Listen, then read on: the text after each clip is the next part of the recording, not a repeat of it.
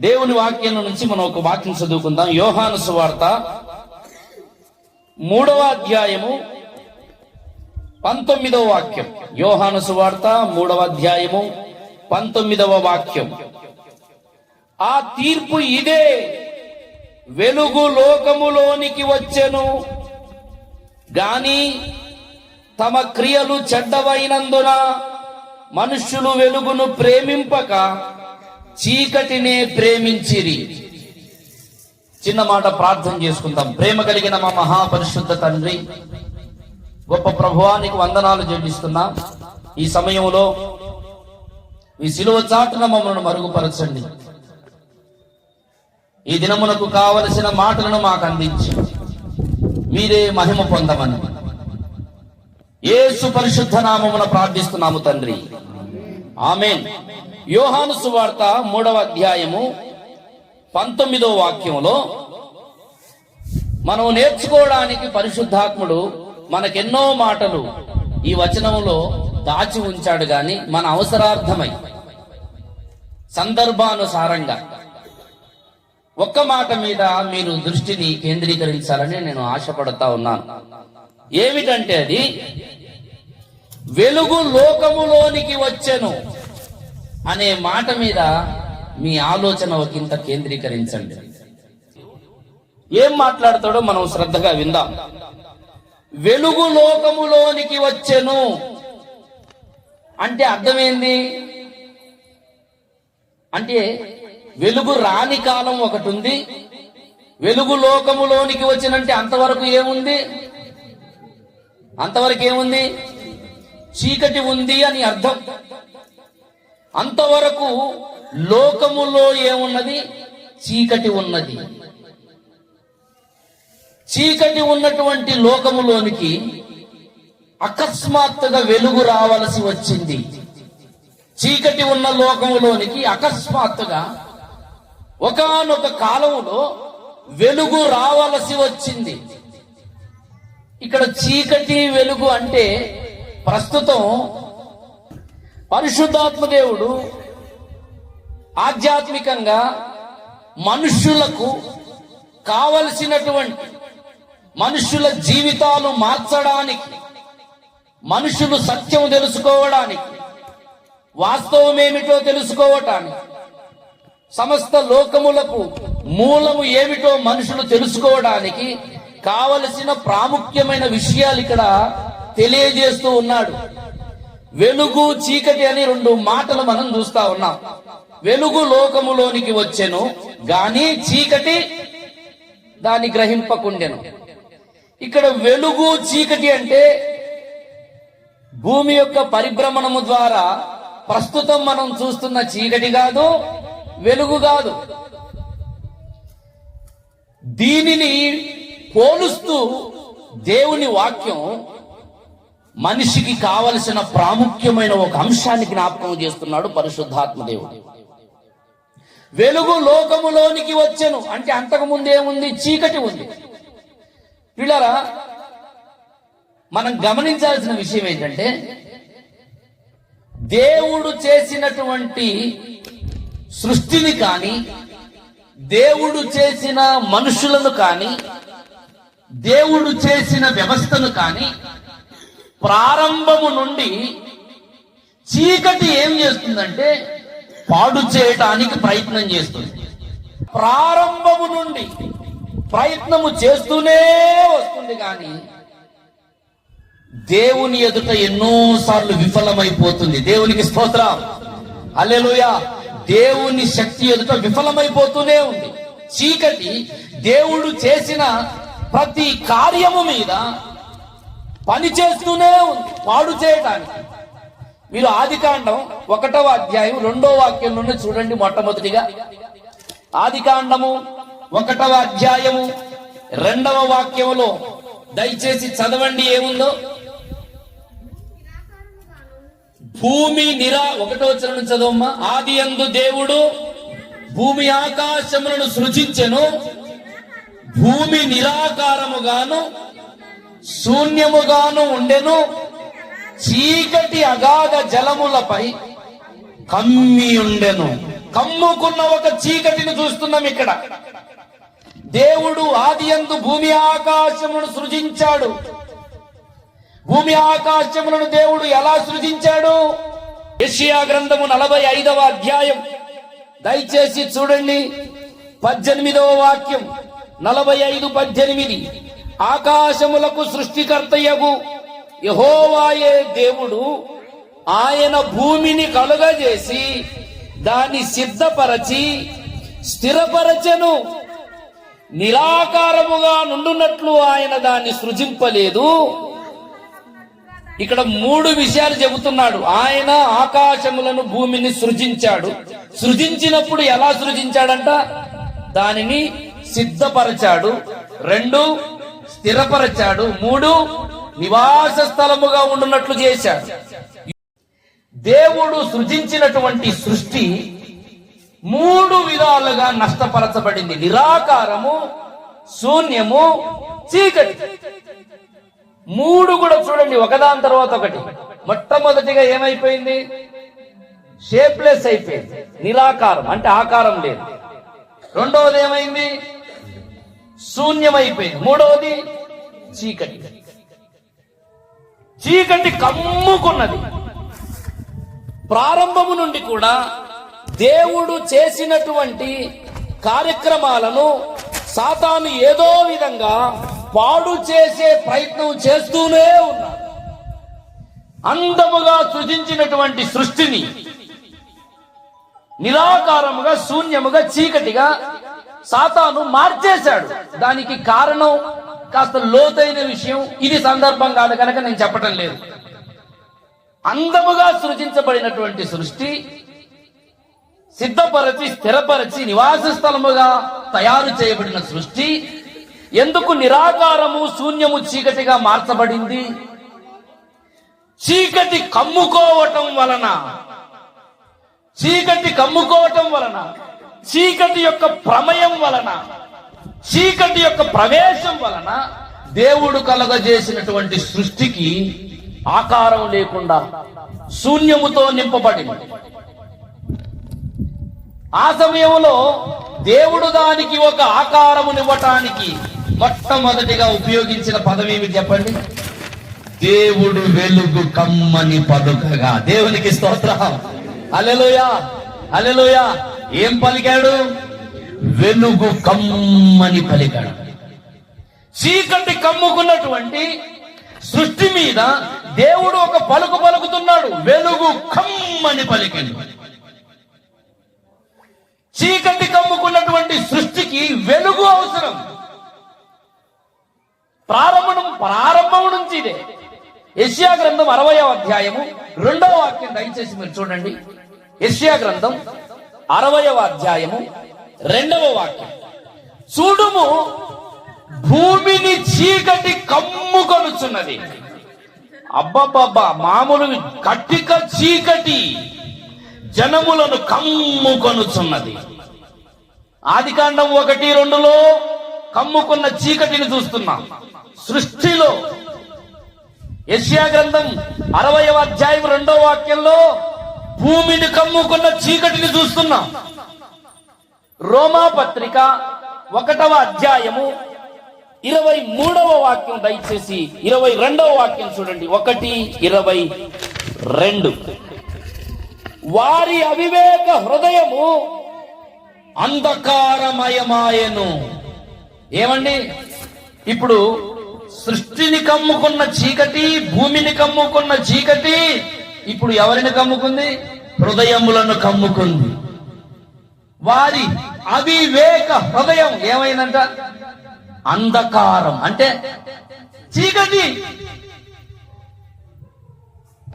ఏ హృదయం అయితే దేవుని నివాస స్థలమునకు అవసరమో, ఏ హృదయమునైతే దేవుడు నా కుమారుడా నీ హృదయమును నాకిమ్ము అని మాట్లాడుతున్నాడో అదే హృదయమును ఇప్పుడు ఏం ఆవరించింది? ప్రస్తుత సమాజంలో చూస్తే మనుషుల హృదయాలను అంధకారం ఆవరించింది. మనుషుల హృదయాలను అంధకారం ఆవరించింది. వాడు ఏం చేస్తున్నాడో తెలియదు, ఏం మాట్లాడుతున్నాడో తెలియదు, ఏం ఆలోచిస్తున్నాడో తెలియదు. హృదయం పూర్తిగా అంధకారమయమైపోయింది. చీకటి అంటే అర్థం ఏమిటి? బైబిల్లో చీకటికి పర్యాయ పదాలు చాలా ఉన్నాయి. చీకటి అంటే మొట్టమొదటిగా సాతానుకు గుర్తు. చీకటి అంటే సాతాను వ్యక్తిత్వానికి, వాని గుణగణాలకు, వాని లక్షణాలకు గుర్తు. రోమాపత్రిక 13వ అధ్యాయము 13వ వాక్యం మీరు చదివితే, దయచేసి చూడండి అందరూ. మత్తైనను లేకయు కామ విలాసములైనను భోగిరి చేష్టలైనను లేకయు కలహమైనను మత్సరమైనను లేకయు పగటి యందు నడుచుకున్నట్లు. అంటే ఇవన్నీ ఉంటే దేని యందు నడుచుకుంటున్నట్టు? ఏమండి, ఈ కలహము, మత్సరము, పోకిరి చేష్టలు, అల్లరితో కూడిన ఆటపాటలు, మత్సరములు, ఇవన్నీ దేనిలో నడుచుకునేవాడు చేసే క్రియలు? అంధకార సంబంధమైన క్రియలు ఇవన్నీ. ఆ పై వచనంలో అంటాడు, 12వ వాక్యం చదవండి. రాత్రి చాలా గడిచి అదిగో అంధకార క్రియలను విసర్జించి. అంధకార క్రియలు, మానవుని యొక్క హృదయం అంధకార క్రియలతో నింపబడింది. ఈరోజు మనిషి చూడ్డానికి పైకి చాలా బాగానే ఉన్నాడు. అమ్మా బాగున్నావా, అన్నా బాగున్నారా, బాబాయ్ ఇన్ని బాగున్నారా, పైకి బాగానే మాట్లాడతాం, కానీ హృదయంలో అంధకారం నిండుకుంది. రకరకాల వ్యవహారాలకు, చీకటి వ్యవస్థకు మనిషి స్థావరమైపోయాడు. అందుకే యేసు ప్రభు వారు మత్తయి సువార్త 8వ అధ్యాయంలో యేసు ప్రభు వారి యొక్క శిష్యుడు, బోధకుడా నువ్వెక్కడికి వెళితే అక్కడికి వస్తావు బోధకుడా, నాకు ఇంకేం పని లేదు, నీతోటే వస్తావు బోధకుడు అంటే యేసు ప్రభు ఏమంటాడు? నక్కలకు బొరియలు, ఆకాశ పక్షుల గూళ్ళు, కానీ మనిషి కుమారునికి స్థలము లేదు. విశ్వ సృష్టికర్త అయినటువంటి వానికి విశ్వంలో ఎక్కడా చోటు లేని పరిస్థితి ఏర్పడింది. మనుషుల హృదయాలను అంధకార క్రియలు ఆవరించాయి. మనుషుల హృదయాలు అంధకారమయమైపోయాయి పూర్తిగా. అందుకే ఇర్మియా అంటాడు, హృదయము అన్నిటికంటే మోసకరమైనది, అది ఘోరమైన వ్యాధి గలదంటాడు. మానవుని యొక్క హృదయం మోసకరముతో నింపబడింది. మానవుని యొక్క హృదయం ఘోరమైన వ్యాధితో నింపబడింది. ఈ రోజున సత్యమును ప్రజలు తెలుసుకోక, నీతి మార్గమును ప్రజలు గ్రహించక, పరిశుద్ధ దేవునిని ప్రజలు ఎరుగక, ఏది నీతో, ఏది ఖ్యాతో, ఏది పరిశుద్ధతో, ఏది సత్యమో, ఏది మోక్షానికి నడిపించే మార్గమో ప్రజలు గ్రహించకపోతే ఏంటో తెలుసా? వారి హృదయము అంధకారమయము, వారి హృదయము ఘోరమైన వ్యాధితో నింపబడింది. ఘోరమైన వ్యాధితో హృదయమును ఈరోజు పూర్తిగా సాతానుడు అంధకారమయం చేసేస్తున్నాడు. ఎందుకు? కమ్ముకుంటున్నారు సాతానుడు. అంధకార క్రియలతో ప్రజలు కమ్ముకుంటున్నారు. ఎక్కడ చూసినా మీరు చూడండి, అల్లరి చిల్లరి ఆటలు పాటలు, విచ్చలి విడిగా. నాకు నిన్న ఒక బ్రదరు వీడియో చూపిస్తున్నాడు, చూడండి ఇది ఒక దగ్గర జరుగుతున్న ప్రభలు. ఓహో, ఏం ప్రభలు అవి, మామూలు ప్రభలు కావు. తీసే విచ్చలి విడితనం, దాంట్లోనే ఆనందం, దాంట్లోనే సంతోషం. జీవితాన్ని సర్వనాశనం చేసే రకరకాల తుచ్చమైన విషయాల్లో ఈరోజు ప్రజలు ఆనందిస్తున్నారు. ఎందుకు? అంధకారం ఆవరించింది. హృదయంలోనికి జొరబడ్డాయి నాశనము చేసేవి, హృదయంలోనికి జొరబడ్డాయి పాడు చేసేవి, హృదయంలోనికి జొరబడ్డాయి పాతాళములోనికి నడిపించేవి. హృదయం అంధకారమైపోయిందంట. అంధకారమయమైపోయింది గనుకనే హృదయమును ఈ రోజు చీకటి కమ్ముకుంది గనుకనే దేవునికి ఏదైతే కావాలో, దేవునికి ఏదైతే స్థానమో స్థలమో దానిని ఈ రోజు అంధకారం ఆవరించింది. ప్రజలు గుర్తుపట్టట్లేదు. వాస్తవం చెప్తే ఎవడు వినటం లేదు, వినడానికి ఇష్టపడటం లేదు. మనుషులమండి, సహజం. మనిషి అన్న తర్వాత తినాలి, త్రాగాలి, ఎంజాయ్ చేయాలి. అంధకారం అంటే ఏంటి? మనిషి అన్న తర్వాత అన్ని చేయాలండి. భక్తి అనేది పండ్లు ఊడిపోయిన తర్వాత చేసేది. వయసు ఉన్నప్పుడు ఎంజాయ్ చేయాలి. ఎంజాయ్ చేస్తుంటే అంధకారం అంటే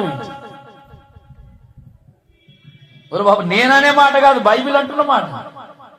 ఈరోజు ప్రజలను ఆవరించిన అంధకారం ప్రజల జీవితాలను సర్వనాశనంలోనికి నడిపిస్తుంది. రోమాపత్రిక 1:22 అంధకారము ఆవరించిందంట. వారి అవివేక హృదయము అంధకారమయమై. ఏం చేస్తున్నారు? అంధకారమయమైన తరువాత అంధకారమయం అంటే ఏంటి? 22 వారి అవివేక హృదయము అంధకారమాయను, తాము జ్ఞానులమని చెప్పుకొనుచు బుద్ధిహీనులైరి వారు అక్షయుడగు దేవుని మహిమను. అంధకారమయమైపోయినటువంటి ప్రజల హృదయం సత్యమును చూడలేకపోతుంది, నిజదేవుని చూడలేకపోతుంది, అదృశ్యుడైన దేవుని చూడలేకపోతుంది, సత్యము తెలుసుకోలేకపోతుంది అంటున్నాడు పత్రిక రాస్తూ. వారు అక్షయుడగు దేవుని మహిమను క్షయమగు మనుషుల యొక్కయు పక్షుల యొక్కయు చతుష్పాద జంతువుల యొక్కయు. అబ్బబ్బబ్బా, ఎంత నీచ స్థితికి దిగజారిపోయారు చూడండి. అక్షయుడకు దేవుని మహిమను ఏం చేశాడు? దేవుని మహిమ ఎలాంటిది?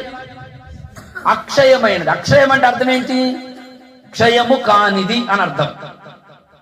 అక్షయుడకు, క్షయము కాని, నిత్యము నిలిచే సత్యవంతుడైన దేవుని మహిమను దేనికి మార్చాడంట ఈ అంధకార హృదయము కలిగిన వాడు? క్షయమగు 4 విషయాలు చెబుతున్నాడు. మొట్టమొదటిగా ఎవరిని తీసుకున్నాడు? క్షయమగు మనుష్యుల యొక్కయు, తర్వాత రెండవది పక్షులు, తర్వాత దేన్ని వదిలిపెట్టాడు? మనుషుల నుండి స్టార్ట్ చేశాడు. మనుషులు, పక్షులు, చతుష్పాద జంతువులు, రాకు పురుగులు. నిజంగా కొన్నిసార్లు చెప్పలేము. కొన్ని ప్రాంతాల్లోకి వెళ్తే అసలు మనము ఏమైనా భ్రమలో ఉన్నామా, లేకపోతే వాడేమైనా పూర్తిగా భ్రమలో ఉన్నాడో అర్థం కాదు. సృష్టికర్త అయినటువంటి దేవుణ్ణి, సమస్త లోకములను కలుగజేసిన దేవుణ్ణి ఎంత నీచమైన స్థితికి దిగదార్చేశాడు మనిషి. ఈరోజు అదేదో పాట ఉంది కదా, దేవుడు చేసిన మనుషులు చేసిన ఎంత విచిత్రం. దేవుడు చేసిన మనుషులు చేసిన దేవుళ్ళు. ఒకరు కాదు, ఇద్దరు కాదు. ప్రపంచంలో, దేశంలో 3 కోట్లండి. ప్రపంచంలో చూస్తే నువ్వు లెక్కించలేవు. ఆకాశంలో నక్షత్రాలను లెక్క పెట్టచ్చు, కానీ ప్రపంచంలో ఉన్న ఈ ప్రతిమా స్వరూపములను లెక్కించలేదు. ఎన్నెన్ని మనిషి ఎంత నీచమైన స్థితికి దిగజారిపోయాడు. అక్షయుడగు దేవుని మహిమ, క్షయము కాని దేవుని మహిమను మనుషులకు ఆపాదించాడు. చిన్న మంచి పని చేస్తే దేవుడండి బాబు. ఈరోజు మనుషులను ఏం చేస్తుంది సమాజం? దేవుళ్ళనుగా చేసిన మనుషులు లేరా? మనుషులే దేవుళ్ళుగా మారిన చరిత్రలు ఫుల్ ఉన్నాయి. దేవుళ్ళు కొంతమంది, మనుషులే దేవుళ్ళు అయిపోయారు. స్వామి వివేకానంద ఉన్నాడు. మనకు ఆయన ఒక మంచి వ్యక్తి, కానీ కొంతమందికి ఆయన దేవుడు. మనుషులు కానీ వాళ్ళు దేవుళ్ళుగా మార్చబడ్డారు. దేవుడు చేసిన సృష్టి. ఈరోజు మనిషి హృదయం అంధకారమయమైపోయింది కనుకనే ప్రకృతిని, పంచభూతములను, మనుష్యులను, ప్రాకు పురుగులను మనిషి ఆరాధించడానికి తను తాను సమర్పించుకున్నాడు. ఎంత విచిత్రం! పంచభూతములను దేవుడు చేసిన సృష్టి. దేవుడు సృష్టిని ఎందుకు కలుగజేశాడు? సృష్టింపబడిన వస్తువులను ఆలోచించుట వలన అదృశ్య దేవుని యొక్క లక్షణములను అర్థం చేసుకోవడానికి చేశాడు. కానీ మనిషి ఏం చేస్తున్నాడో తెలుసా? అదృశ్య దేవుని యొక్క లక్షణములను సృష్టింపబడిన వస్తువులలో ఆలోచించడం కాదు, ఆరాధించడం ప్రారంభించాడు. వాటిని ఆలోచించి దేవుడు ఎంత మహిమ గలవాడు అర్థం చేసుకోవడానికి దేవుడు ఈ పంచభూతములను ఇచ్చాడు. భూమిని, ఆకాశమును, సూర్య చంద్రాదులను, నక్షత్రములను దేవుడు ఎందుకు ఇచ్చాడు? ఆయన మహిమను అర్థం చేసుకోవటానికి. కానీ ఈరోజు మనిషి ఏం చేస్తాడో తెలుసా? దేవుడు సృజించిన సృష్టిని సృష్టికర్తగా మార్చేశాడు. ఎంత విచారం! అది అంధకార హృదయం కాదా? సృష్టికర్తను మరచారు జను, మరచావు నీవు, సృష్టిని నీవు పూజింపదగునా. సృష్టికర్తను మరచావు నీవు, సృష్టిని నీవు పూజింపదగునా. భూమ్యాకాశాలను సృష్టించింది యేసయ్యేనండి, నిన్ను నూతన సృష్టిగా మార్చేది యేసయ్యేనండి. భూమ్యాకాశాలను సృష్టించింది యేసయ్యేనండి, నిన్ను నూతన సృష్టిగా మార్చేది యేసయ్యేనండి. రండి వీనులకు విందులు చేసే యేసయ్య సుచరిత్ర వేగిరమే వినుటకు రండి. ఓ సోదరులారా వేగిరమే. దేవునికి స్తోత్రం. ప్రజల హృదయం అంధకారమయమైపోయింది గనుకనే సృష్టిని దైవంగా భావిస్తున్నారు. సృష్టికర్తకు ప్రతిగా సృష్టమును పూజించి సేవించడం ప్రారంభించారు. ప్రజల హృదయం అంధకారమయమైపోయింది గనుకనే ఈరోజు మత్సరములు, దేశములు, అసూయలు, కలహములు, వ్యభిచారములు, అల్లరితో కూడిన ఆటలు, పాటలు, రకరకాల వ్యసనాలకు, రకరకాల రుగ్మతలకు, రకరకాల చీకటి క్రియలకు మనిషి బానిసవుతున్నాడు. కారణం ఏంటంటే అంధకార హృదయం. అంధకారం కమ్ముకుంది. ఈ రోజున ఎన్నో కుటుంబాల మీద ఈ అంధకారం కమ్ముకుంది. ఎంతో మంది జీవితాల మీద, ఎంతో మంది పరిస్థితుల మీద అంధకారం కమ్ముకుంది. వాడికి సంతోషం లేదు, సమాధానం లేదు, తృప్తి లేదు, నెమ్మది లేదు, చేస్తున్న పనిలో సుఖము లేదు. ఎన్ని కుటుంబాలు లేవు ఈరోజు? ఎంతో మంది ఫోన్లు చేసి ప్రార్థన చేయించుకుంటున్నారు. బ్రదర్, ప్రార్థన చేయడం, మా పరిస్థితి బాలేదు. ప్రార్థన చేస్తే కమ్ముకుంది చీకటి. ఎందుకు నీ పరిస్థితి బాలేదు? ఎందుకు రోగం నిన్ను వదిలిపెట్టడం లేదు? ఎందుకు నీకు నెమ్మది లేదు? ఎందుకు దరిద్రత అనుభవిస్తున్నావు? ఎందుకు సమాధానం లేదు? ఎందుకు నీ కుటుంబంలో నెమ్మది లేకుండా నిన్ను కలవరపరుస్తుంది? అంటే చీకటి కమ్ముకుంది. చీకటికి స్థావరమైపోయింది. చీకటి వ్యవహారాలకు, చీకటి విషయాలకు నువ్వు స్థావరమైపోయావు కనుకనే జీవితం అంతా నాశనానికి దారి తీస్తుంది. యేసు ప్రభు లోకానికి ఎందుకు వచ్చాడు? ఎందుకు ఈరోజు యేసును గురించి చెబుతూ ఉన్నామంటే నీ జీవితం వెలుగుమయంగా మార్చబడడానికి. దేవునికి స్తోత్రం. యేసు వెలుగు లోకములోనికి వచ్చాను. ఎప్పుడు వచ్చాను? అంధకారమయమైనటువంటి చీకటి కమ్ముకున్నప్పుడు, శపించబడ్డ పరిస్థితులలోనికి మానవ జాతి ఈడ్చుకొని వెళుతున్నప్పుడు లోకములోనికి వచ్చిందంట. ఏమిటి? వెలుగు వచ్చింది. దేవునికి స్తోత్రం. హల్లెలూయా. లోకములోనికి వెలుగు వచ్చింది. ఈ రోజున ఈ కూటాలు, ఇలాంటి ప్రార్థనా కూటాలు ఎందుకు పెడుతున్నావో తెలుసా? వెలుగు జీవితంలోనికి రావటం కోసం. దేవునికి స్తోత్రం. వెలిగింపబడటం కోసం, చీకటి నుంచి వెలుగులోనికి నడవటం కోసం, అసత్యంలో నుండి సత్యంలోనికి నడవటం కోసం ఈ కూటాలు. అందుకే నిన్ను ప్రతి పీడిస్తున్న ప్రతి శాపం, ప్రతి బంధకం, ప్రతి చీకటి వ్యవస్థ నీకు దూరమై నీ జీవితం సుఖమయం కావటం కోసమే ఇలాంటి కూడికలు ఏర్పడతాయి. అందుకే సువార్త ప్రకటిస్తాం. అందుకే యేసుని గురించి ప్రకటిస్తాం. అంధకారమయమైనటువంటి లోకములోనికి వెలుగు వచ్చింది. దేవునికి స్తోత్రం. వెలుగు లోకములోనికి వచ్చెను. వెలుగంటే ఏమిటండి? టార్చ్ లైట్ వేస్తే వచ్చే వెలుగా? సాయంత్రం అయిపోయిన తర్వాత, రాత్రి గడిచిన తర్వాత వచ్చే వెలుగా? సూర్యుని ద్వారా కలిగే వెలుగా? ఆ వెలుగు హృదయాలలో కమ్ముకున్న చీకటి నుండి దూరపరచలేము. ఆ వెలుగు శాపబంధముల నుండి విడుదల చేయలేవు. నిన్ను విడిపించే ఒక వెలుగుంది. ఆ వెలుగే దేవుడు. దేవునికి స్తోత్రం. వెలుగు లోకములోనికి వచ్చెను అంటే అర్థం ఏమిటంటే దేవుడు లోకములోనికి వచ్చెను అని అర్థం. దేవునికి స్తోత్రం. యోహాను తన పత్రికను రాస్తూ, మొదటి పత్రిక 1వ అధ్యాయం 6వ వాక్యం దయచేసి చదవండి. యోహాను పత్రిక 1వ అధ్యాయం 6వ వాక్యం. 5:6.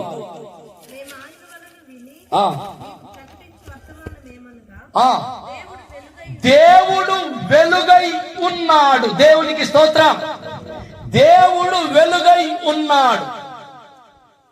దేవుడు ఏమై ఉన్నాడు? వెలుగై ఉన్నాడు. వెలుగు లోకములోనికి వచ్చెను అంటే దేవుడు లోకములోనికి వచ్చెను అని అర్థం. మరి ఇప్పుడు ఆ వెలుగై ఉన్న దేవుడు ఎవరండి? మరి మీరంటారు యేసు ప్రభు ఆ వెలుగై ఉన్న దేవుడు అంటారు. ఎందుకంటే మీరు చెప్పేది మొత్తం అటు తిరిగి ఇటు తిరిగి మొత్తం మీద ఇక ఆ ప్రభు గురించే చెప్తారు కదా. కాబట్టి వెలుగైన దేవుడు ఎవరంటే యేసు ప్రభు. ఇక మాకు డౌట్ లేకుండా మేమే చెప్తాం అదన్నా. మీరు చెప్పేది కాదు, మేము చెప్పేది కాదు, మీలో నుండి దేవుడే చెప్పిస్తున్నాడు ఆ సత్యం. దేవునికి స్తోత్రం. హల్లెలూయా. ప్రియులారా, వెలుగు లోకములోనికి వచ్చిన చీకటిమయమైన లోకములోనికి ఒక వెలుగు వచ్చిందంట. ఆ వెలుగే ఏమై ఉందంటే దేవుడై ఉన్నాడు.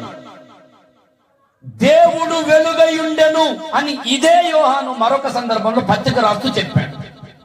మరి ఆ వెలుగై ఉన్న దేవుడు ఎవరు? లోకములోనికి ఎంతో మంది వచ్చారు, ఎన్నో కార్యాలు చేశారు, ఎన్నో విషయాలు చెప్పారు. కానీ ఎవరు చెప్పని విషయం ఒకానొక ఆయన చెప్పాడు. ఏమిటి ఆయన? ఏం చెప్పాడు ఆయన? యోహాను సువార్త 8వ అధ్యాయము 12వ వాక్యం దయచేసి చదవండి. యోహాను సువార్త 8:12. మరలా యేసు, అబ్బబ్బబ్బా, దేవునికి స్తోత్రం. గట్టిగా చప్పట్లు కొట్టండి. హల్లెలూయా. యేసు ప్రభు వారు చెబుతూ ఉన్నాడు. మరలా యేసు, నేను లోకమునకు వెలుగును. దేవునికి స్తోత్రం. ఈ లోకములోనికి వచ్చిన వాళ్ళు ఎంతో మంది ఉన్నారు. మంచి మాటలు చెప్పిన వారు ఉన్నారు. అవతార పురుషులని పిలువబడుతున్న వాళ్ళు ఉన్నారు. అనేకులు ఉన్నారు. ప్రభువులు అనబడిన వారును, దేవతలు అనబడిన వారును అనేకులు ఉన్నారు. కానీ వాళ్ళల్లో ఎవ్వరు చెప్పనిది యేసు ప్రభు వారు చెబుతున్నారు. ఏమని? నేను లోకమునకు వెలుగును. దేవునికి స్తోత్రం. ఇండియాకు, నేను ఇజ్రాయెల్ కాదు, దేనికి? లోకమునకే వెలుగును. దేవునికి స్తోత్రం. అందుకే బైబిల్ చెబుతుంది యేసు క్రీస్తు. అబ్బా, ఎంత మంచి మాట. యేసు క్రీస్తు చెప్పండి, గట్టిగా చెప్పాలా? అందరికంటే మనిషి అన్న ప్రతి వానికి ఆయన ప్రభు. దేవునికి స్తోత్రం. యేసు క్రీస్తు అందరికీ ప్రభువు. యేసే లోక రక్షకుడు, యేసే సత్య దేవుడు, యేసే నిత్య జీవము, యేసే సత్య దైవము. ఆ యేసుని మదిని కోరుమా,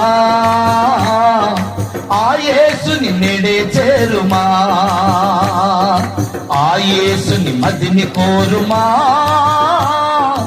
ఆ యేసుని నేడే చేరుమా. యేసు క్రీస్తు అందరికీ ప్రభువు. దేవునికి స్తోత్రం.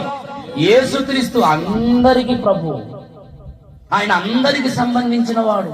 ఒక ప్రాంతానికో, ఒక జాతికో, ఒక కులానికో, ఒక మతానికో సంబంధించిన వాడు కాదు. ఆయన లోకులందరికీ ప్రభువు. నేను లోకమునకు వెలుగును అని చెప్పిన వారెవరు లేరండి, యేసు మాత్రమే చెప్పాడు. ఆయన లోకములోనికి ఎందుకు వచ్చాడు? ఎందుకు వచ్చాడు లోకములోనికి? యోహాను సువార్త 1:9 చూడండి. యోహాను సువార్త 1:9. నిజమైన వెలుగు ఉండెను, అబ్బా అది లోకములోనికి వచ్చుచు ప్రతి మనిషిని వెలిగించడానికి వచ్చాడు. దేవునికి స్తోత్రం. యేసు ఎందుకు లోకములోనికి వచ్చాడంటే ప్రతి మనుష్యుని వెలిగించడానికి వచ్చాడు. లోకానికి ఎంతో మంది వచ్చారు, కానీ మనుషులను వెలిగించడానికి రాలే. మనుషులను అంధకారంలోకి నడిపించేశారు, మనుషులను పాపంలోనికి నడిపించేశారు, మనుషులను శాపంలోనికి నడిపించేశారు, మనుషులను బంధకాలలోనికి నడిపించేశారు, మనుషులను నిత్య నరకానికి పాత్రులుగా చేస్తున్నారు. ఎంతో మంది వచ్చారు లోకానికి. కానీ యేసు లోకమునకు ఎందుకు వచ్చాడంటే ఏదో ఒక గుంపుని చేసుకోవటం కోసం కాదు, ఒక మతాన్ని స్థాపించడం కోసం కాదు, ఒక గుంపుకు దేవునిగా ఉండటం కోసం కాదు, ప్రతి మనిషిని వెలిగించటం కొరకు వచ్చాడు. దేవునికి స్తోత్రం. చీకటిలో ఉన్న మనిషిని వెలుగులోనికి నడిపించడం కోసం వచ్చాడు. బంధకములలో ఉన్న వానికి విడుదలనివ్వడానికి వచ్చాడు. మరణ ఛాయలో ఉన్న వానికి జీవమునివ్వడానికి వచ్చాడు యేసు. ఎక్కువగా దేశించబడుతున్న అసలు సిసలైన దేవుడు ఎవరు? ఎక్కువగా దేశించబడుతున్నాడు ఆయన. అది నేననే మాట కాదు, యోహానే అంటాడు. 3:19-20 అదే వచనాలు చదవండి. ఆ తీర్పు ఇదే, వెలుగు లోకములోనికి వచ్చెను గాని తమ క్రియలు చెడ్డవైనందున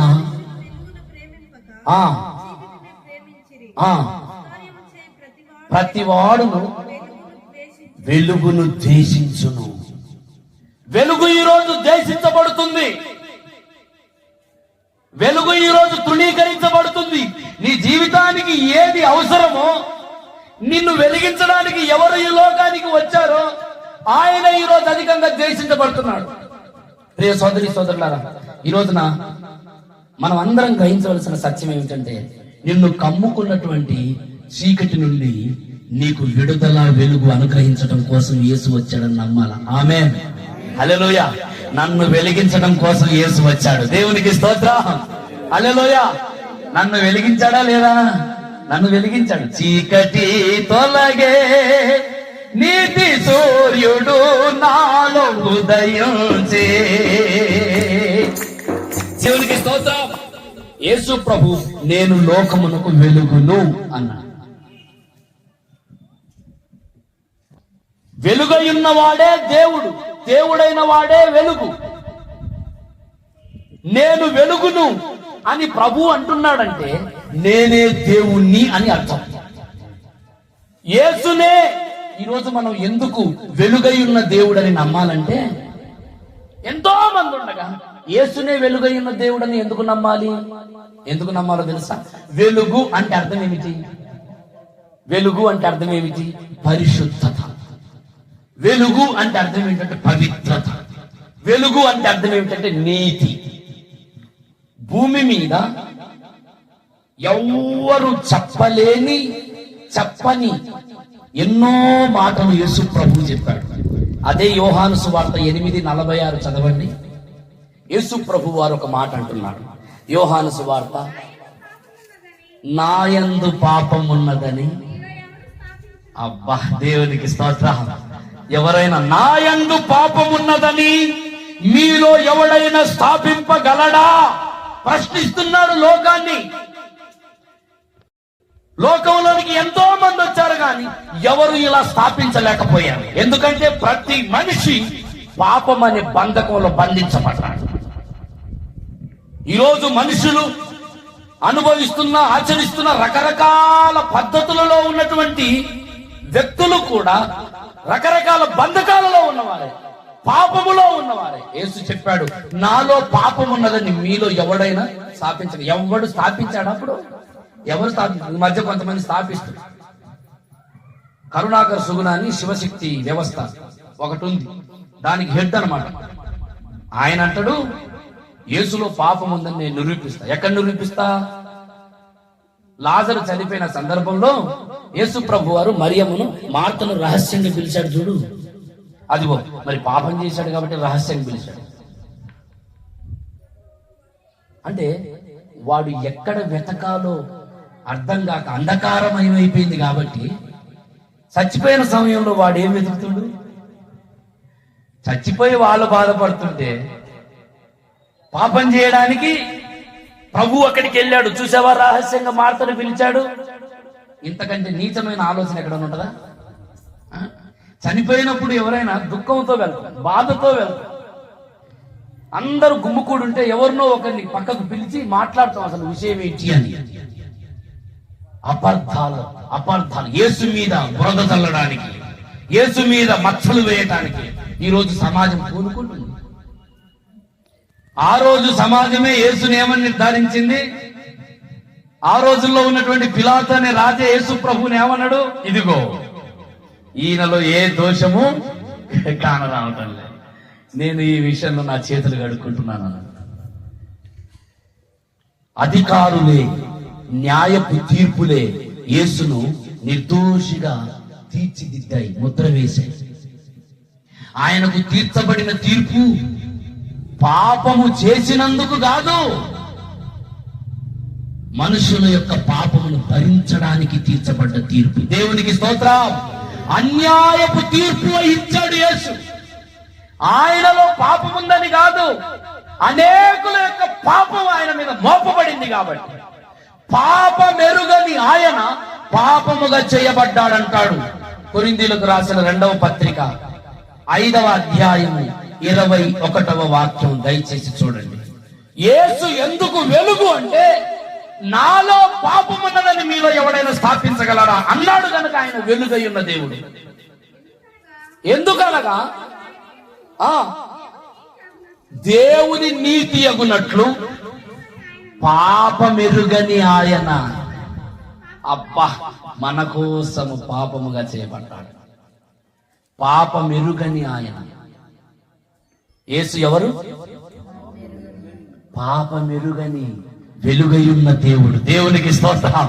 యేసు క్రీస్తు యొక్క చరిత్ర సుచరిత్ర. దేవునికి స్తోత్రం.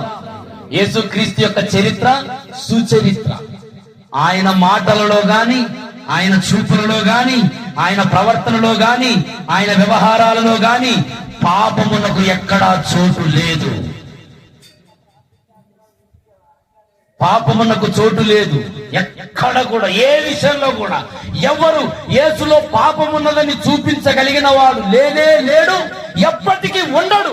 ఆమేన్, హల్లెలూయా, హల్లెలూయా. ఎప్పటికీ ఉండడు.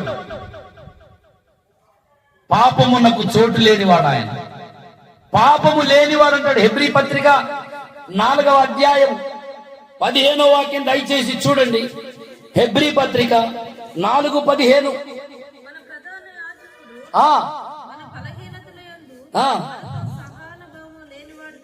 కాడు గాని సమస్త విషయములలో శోధింపబడినను ఆయన పాపము లేనివాడుగా ఉండెను. దేవునికి స్తోత్రం. ఆయన పాపము లేనివాడుగా శోధింపబడిన, శరీరధారిగా వచ్చి లోకములో ఎన్నో శోధనల చేత శోధింపబడిన పాపము లేనివాడు నేను ప్రకటిస్తున్న ప్రభు అయిన యేసు. దేవునికి స్తోత్రం. 7వ అధ్యాయం, అదే హెబ్రీ పత్రిక 7వ అధ్యాయం దయచేసి చూడండి. 26వ వాక్యం, 7:26. పవిత్రుడును నిర్దోషియు నిష్కల్మషుడును పాపులలో చేరక. బాబా, పాపులలో యేసు ఎందుకు లోకానికి వెలుగు? యేసు మాత్రమే ఎందుకు వెలుగని ప్రకటిస్తున్నామంటే, నాలో పాపమున్నదని మీలో ఎవడైనా స్థాపింపగలడా అని లోకానికి చాటి చెప్పిన వాడు యేసు. యేసు ఎందుకు లోకమునకు వచ్చిన వెలుగు అంటున్నామంటే, పాపం ఎరుగని వాడు ఆయన. ఆయన మన కొరకు పాపిగా చేయబడ్డాడు. మన పాపములు ఆయన మీద మోపబడ్డాయి. అందుకు ఆయన లోకమునకు వచ్చిన వెలుగు. యేసు ఎందుకు లోకమునకు వెలుగు అంటున్నామంటే ఆయనలో ఏ పాపము లేదు. శోధింపబడినను ఆయనలో పాపము లేదు. ఆయన పాపులలో చేరలేదు. ఆమేన్, హల్లెలూయా. నీవు నేను ఆరాధిస్తున్న యేసు పాపులలో చేరని వాడు. హల్లెలూయా, హల్లెలూయా. ఎంత పరిశుద్ధుడైన దేవుని నువ్వు అనుసరిస్తున్నావు, ఎంత పవిత్రుడైన ఆ ప్రభువును కలిగి ఉన్నావు. నీ జీవితం, నా జీవితం ఎంత ధన్యకరమైనది. హల్లెలూయా, హల్లెలూయా. ఆయనని ఎంత స్తుతించినా, ఎంత కొనియాడినా ఆయన పవిత్రతను మనం కొనియాడలేము. ఆయన పరిశుద్ధతను మనం వర్ణించలేము. మన వర్ణనకు అందనిది ఆయన పరిశుద్ధత. వేల్పులలో ఆయన ఘనుడు, పూజనీయుడు. 10,000 మందిలో ఆయన కోరదగిన వాడు. 10,000 మందిలో నా ప్రియుడు యేసు, ధవళ వర్ణుడు, అతి కాంక్షణీయుడు. 10,000 మందిలో నా ప్రియుడు యేసు, ధవళ వర్ణుడు, అతి కాంక్షణీయుడు. తన ప్రేమ 1000 నదుల విస్తారము, తన ప్రేమ 1000 నదుల విస్తారము. వేణోళ్ళతో నేను కీర్తించనా, వేణోళ్ళతో నేను కీర్తించనా. ఒక దివ్యమైన సంగతితో నా హృదయము పొంగెనే. పేరు ప్రియుని కంటే నీ ప్రియుని విశేషమేమి అని షూలమ్మితిని యెరూషలేము కుమార్తెలు అడుగుతారు. నీ ప్రియుడు కనబడటం లేదు అంటున్నావు కదా. సరే, మరి ఆయన గుర్తుపట్టడానికి వేరు ప్రియుని కంటే నీ ప్రియుని విశేషం ఏమిటమ్మా? అప్పుడు నువ్వేం చెప్పాలి? నా ప్రియుడు, దేవునికి స్తోత్రం, హల్లెలూయా. నా ప్రియుడు ధవళ వర్ణుడు. ధవళం అంటే తెలుపు. నా ప్రియుడు 10,000 మందిలో అతి సుందరుడు, అతి శ్రేష్ఠ. నా ప్రియుడు రత్నవర్ణుడు. హల్లెలూయా. నీ ప్రియుని గురించి నువ్వు అతిశయించాలి. ఎవ్వరికి దొరకని ధన్యత నీకు దొరికింది. ఆయన నీ సొంతమయ్యాడు, ఆయన నీ ప్రియుడయ్యాడు, ఆయన నీ తండ్రి అయ్యాడు, ఆయన నీ స్నేహితుడయ్యాడు. హల్లెలూయా. ఆయన నోట ఏ పాపం లేదంటాడు పేతురు రాసిన మొదటి పత్రిక 2వ అధ్యాయం 22వ వాక్యం చూడండి. 2:22. ఆయన పాపము చేయలేదు, ఆయన నోటను ఏ కపటము లేదు. ఆయన పాపము. అందుకే యేసుని ఈరోజు లోకమునకు వెలుగని నేను ప్రకటిస్తున్నాను, మేము ప్రకటిస్తున్నాం. పాపము చేసిన వాళ్ళు ఎంతో మంది ఉన్నారు. ఆయనలో ఏ ఆయన దహించు అగ్ని ఉన్న దేవుడు. దేవునికి స్తోత్రం. నిన్ను, నీ జీవితాన్ని, నీ కుటుంబాన్ని వెలిగించడానికి సరిపోయిన దేవుడు. దేవునికి స్తోత్రం. నిన్ను విమోచించడానికి, శాప బంధముల నుండి విడిపించడానికి, నీ జీవితాన్ని మరణ ఛాయలలో నుండి జీవములోనికి నడిపించడానికి, చీకటి బ్రతుకులలో నుండి, కమ్ముకున్న నీ కుటుంబ పరిస్థితుల నుండి, కమ్ముకున్న చీకటి నుంచి నీకు వెలుగు ఉదయింపజేయడానికి వెలుగై ఉన్న దేవుడు ఆయన మాత్రమే. దేవునికి స్తోత్రం, హల్లెలూయా. నిన్ను కమ్ముకున్నది ఏదైనా యేసు మాత్రమే నీకు వెలుగునిచ్చే దేవుడు. ఆమేన్. నిన్ను వెలిగింపగలిగిన దేవుడు ఆయన. హల్లెలూయా, హల్లెలూయా. వీళ్ళారా, ఆయనలో ఏ పాపము లేదు. కానీ లోకం ఈ రోజు ఆయన ఏం చేస్తుంది? ప్రతి మనుష్యుడిని వెలిగించడానికి వచ్చిన యేసుని లోకం దేశిస్తుంది. యేసును విశ్వసించండి, వెలుగును విశ్వసించండి. యోహాను పత్రిక యోహాను సువార్త చెబుతున్నాడు. యోహాను, వెలుగును విశ్వసించండి. వెలుగు లోకములోనికి వచ్చింది, మనుషులను వెలిగిస్తూ ఉంది. ఆ వెలుగును విశ్వసించండి, నీ జీవితం వెలుగుమయమైపోతుంది. దేవునికి స్తోత్రం. వెలుగుమయము కావాలంటే, పరిశుద్ధత, నీతి, సమాధానమును పొందాలంటే, కమ్ముకున్న చీకటి నుండి నీకు విడుదల కలగాలంటే వెలుగునందు విశ్వాసముంచు. యోహాను సువార్త దయచేసి చూడండి 12:36. మీరు వెలుగు సంబంధులగునట్లు మీకు వెలుగు ఉండగానే. హల్లెలూయా, దేవునికి స్తోత్రం. వెలుగునందు విశ్వాసం ఉంచండి. ఎంతకాలం ఇంకా చీకటిలో విశ్వసిస్తావు? ఎంతకాలం అనవసరమైన వాటి వైపు తిరుగుతావు? ఎంతకాలం నాశనం చేసే వాటి దిక్కు నీ ముఖమును తిప్పుతావు? వెలుగునందు విశ్వాసముంచు. వెలుగు లోకములో ఉన్నది, వెలుగు లోకములోనికి వచ్చింది. అదే యోహాను 8:12 చూడండి. 8:12 వెలుగు లోకములోనికి వచ్చింది. వెలుగును విశ్వసించండి, వెలుగును వెంబడించండి. మరలా యేసు, నేను లోకమునకు వెలుగును, నన్ను వెంబడించువాడు చీకటిలో నడవక అబ్బా జీవపు వెలుగు కలిగి నన్ను వెంబడించువాడు దేంట్లో నడవడు? వాడు చీకట్లో నడవడు. దేవునికి స్తోత్రం. వెలుగయున్న దేవుణ్ణి వెంబడించేవాడు చీకటిలో నడవడు. వెలుగును వెంబడించండి, వెలుగును విశ్వసించండి, వెలుగును వెంబడించండి. విశ్వసించడమే కాదు, ఆ యేసుప్రభు అంటే మాకు ఎంతో ఇష్టం అండి అని అంటారు కొంతమంది. ఇష్టం కాదు. యేసుప్రభు నీకు ఇష్టమైతే ఆయన యొక్క మార్గాలను అనుసరించు. నన్ను వెంబడించువాడు చీకటిలో నడవక జీవపు వెలుగు కలిగి. నేను యేసుప్రభుని 2003 సంవత్సరంలో విశ్వసించాను. అంతవరకు చీకట్లు నడిచా. నా బ్రతుకంతా చీకటే. నేను చెయ్యని పాపం అంటూ లేదు. ఇప్పుడు ఏదో ఇట్లున్నా గానీ 2003 సంవత్సరం నా జీవితాన్ని చూస్తే నాకంటే దౌర్భాగ్యుడు. చీకటి మొత్తం తల మొదలుకొని అరికాలు వరకు ఎక్కడ చూసినా చీకటి చీకటి చీకటే. 2003 సంవత్సరంలో వెలుగు నా మీదకి వచ్చింది. దేవునికి స్తోత్రం. హల్లెలూయా. ఆ రోజు నుండి ఈ రోజు వరకు చీకటిలో నడవటం అంటే నాకు అసహ్యం. చీకటి అంటే, చీకటి ఛాయలంటే, చీకటి వ్యవహారాలంటే, చీకటి విధానాలు, చీకటి అలవాట్లంటే ఎందుకు? నేను వెలుగును వెంబడిస్తున్నా. ఆమేన్. హల్లెలూయా. నన్ను వెంబడించువాడు చీకటిలో నడువక అన్నాడు యేసుప్రభువు. ఇక్కడ కూర్చున్న మీలో నిజంగా వెలుగును వెంబడిస్తున్నారా? వెలుగును వెంబడించినట్లయితే మీలో చీకటి ఛాయలు ఉండవు.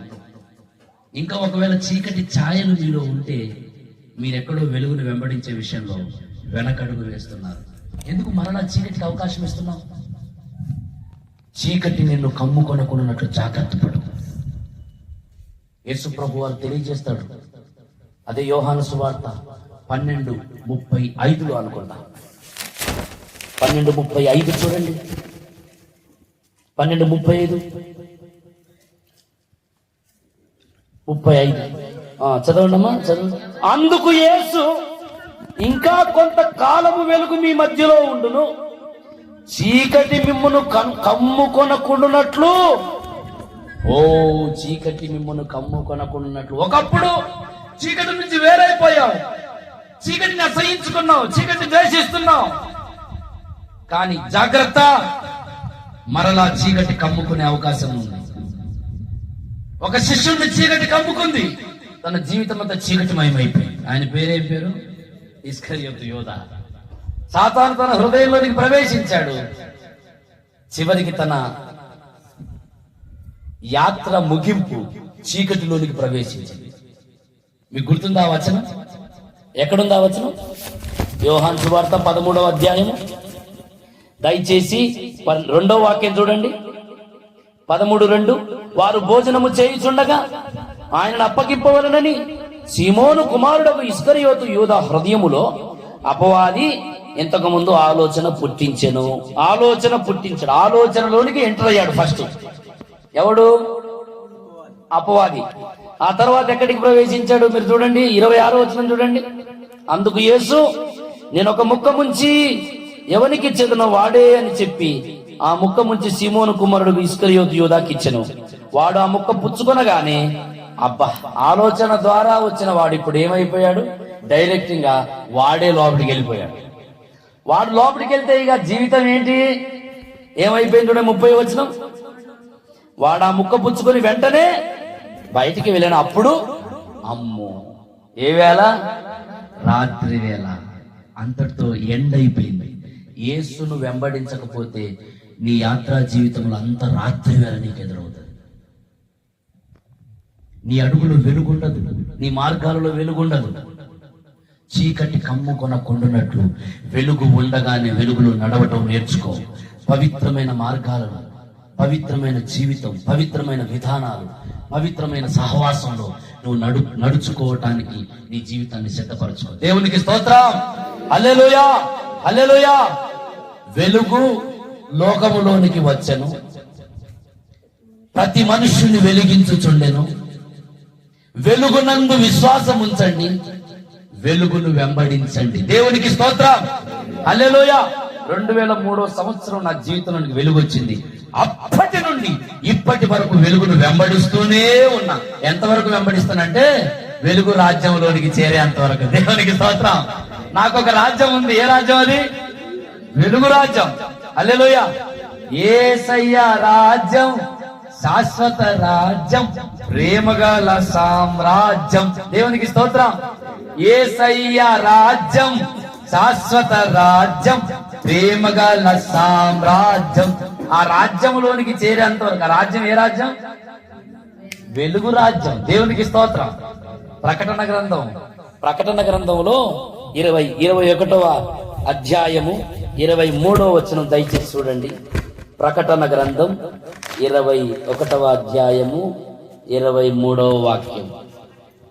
ఆ పట్టణములో ప్రకాశించుటకై సూర్యుడైనను చంద్రుడైనను దానికక్కరలేదు, దేవుని మహిమయే. అబ్బా అబ్బా. వెలుగును విశ్వసించి, వెలుగును వెంబడించే, వెలుగై ఉన్న దేవుని జీవితంలో వెలుగై ఉన్న దేవుణ్ణి మాత్రమే. నేను ఎవరిని పడితే వాళ్ళని వెంబడిస్తానండి, వాళ్ళందరూ నాకు వెలుగే అనుకుంటే నీ పొరపాటు. నేనేం చేయలేను. నేను వెలుగును అని చెప్పిన ఆయన యేసు మాత్రమే. లోకములో ఉన్న వాళ్ళల్లో ఎవ్వరు, ఈవెన్ యేసు ప్రభు తల్లి కూడా చెప్పలేదు. చెప్పిందా? నేను వెలుగును అని చెప్పిన వాడు యేసు మాత్రమే. వెలుగైన వాడే దేవుడని వాక్యం చెబుతుంది. ఆయన మాత్రమే లోకములకు వచ్చి ప్రతి మనుషుడు వెలిగించేవాడు ఆయన మాత్రమే.